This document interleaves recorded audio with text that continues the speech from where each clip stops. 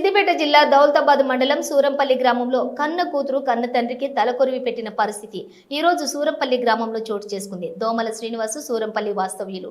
దౌలతాబాద్ మండలానికి చెందిన ఆటో కార్మికుడు. గత 20 సంవత్సరాల నుండి ఆటో నడుపుకుంటూ తన కుటుంబాన్ని పోషించుకుంటున్నాడు. అతనికి 2 కుమార్తెలు. అంతలోనే ఫ్రీ బస్సులు రావడం వల్ల తనకు ఏం చేయాలో తెలియక వ్యవసాయం చేయడానికి భూమి కూడా లేదు. బతికితే ఆటో పైనే ఇంట్లో సంసారం గడవక అప్పులు చేయటం వల్ల అప్పులు తీర్చలేని ఆటో నడవలేని పరిస్థితుల్లో మనస్తాపానికి గురై కనీసం తనకు ఆరోగ్యం చెడిపోతే చూపించుకోలేని దౌర్భాగ్యంలో ఉండి నిన్న రాత్రి 11:30 హార్ట్ స్ట్రోక్ వచ్చి మరణించడం జరిగింది. దీన్ని మేము భగత్ సింగ్ ఆటో యూనియన్ తరపు వారు 10,000 రూపాయలు ఆర్థిక సాయం చేయడం జరిగింది.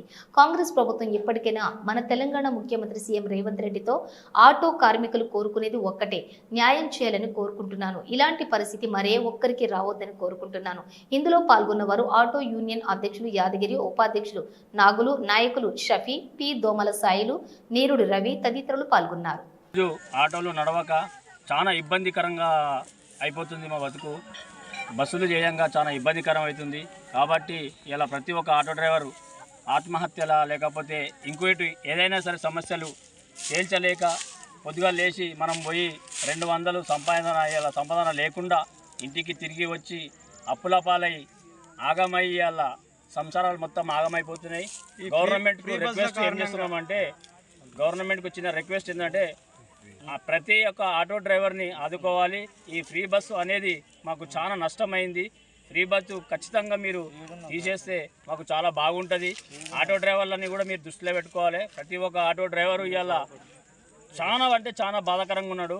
కాబట్టి మేము అందరము భగత్ సింగ్ ఆటో యూనియన్ నుంచి మాట్లాడాల్సుకునేది ఒకటే ఏంటంటే, ఇవాళ మా తోటి డ్రైవరు ఆల్రెడీ ఆయన దోమల శ్రీనివాస్ సూరంపల్లి గ్రామానికి చెందినోడు. ఆయన కూడా పాపం వాస్తవానికి అప్పుల బాధకే ఆయన ఆల్రెడీ చనిపోయాడు. కాబట్టి మరో మరణం జరగకుండా ఈ తెలంగాణ రాష్ట్రంలో ఖచ్చితంగా గవర్నమెంట్ ఆదుకోవాలని చెప్పేసి విన్నవిస్తున్నాం. థ్యాంక్స్. గవర్నమెంట్కు తెలియజేయలేదు ఒకటే, మా ఆటో డ్రైవర్ల పరిస్థితి చాలా దారుణంగా ఉంది. కాబట్టి గవర్నమెంట్ స్పందించి ఈ తొందరలో ఫ్రీ బస్సులు అనేటివి మీ వీలైనంత వరకు తొందరలో తీసేస్తేనే బాగుంటుంది. ఈరోజు సూరంపల్లికి చెందిన దోమల శ్రీనివాస్ అనే వ్యక్తి హాస్పిటల్ చూపించుకోలేని పరిస్థితిలో, చాలా దారుణమైన పరిస్థితిలో మరణించడం జరిగింది. దీన్ని మేము అందరం ఖచ్చితంగా తీవ్రంగా ఖండిస్తున్నాం. మాకు మాత్రం న్యాయం జరపాలి.